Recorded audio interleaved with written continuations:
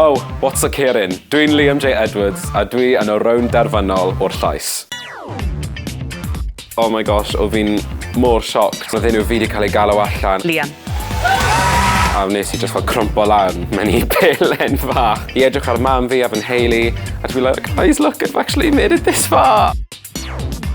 I cael 4 cadair yn y blind auditions yn insane yma I weithio fy Bronwen yn y masterclass. Mae'r holl gyfle wedi fod yn ffantastig. Just yr unpredictability. Chi ddim yn gwybod beth sy'n mynd I digwydd, beth sy'n mynd I dod nesaf, sut beth mae'n mynd I swnio fel, sut fydd y cynulleidfa yn weld chi a'n reacto I chi. Mae'n lot of stuff goes through the brain. Pan nath Bronwen troi rownd, o'n i'n fel, oh my god, fi'n ar y Llais. A naeth y llaw dechrau siglo, a naeth pawb arall dechrau troi rownd, a then just yn incredible. O fi ddim yn gwybod pwy fi'n mynd I dewis, a oedd yn gut yn dweud, os chi moyn datblygu'r opera a'r style, mae rhaid I chi mynd I Bronwen, a fi mor ddiolchgar bod fi wedi.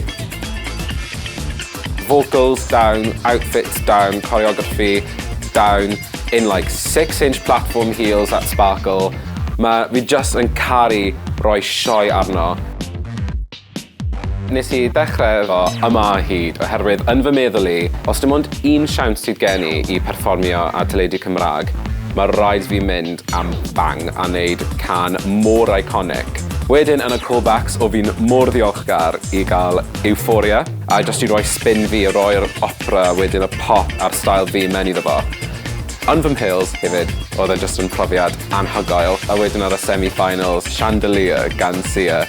O fi'n mor nerfus I canu gan hwnna, oherwydd mae'n can technically solid, iconic. Mae hi just yn cymeriad mor iconic a fi mor ddiolchgar I weithio fi.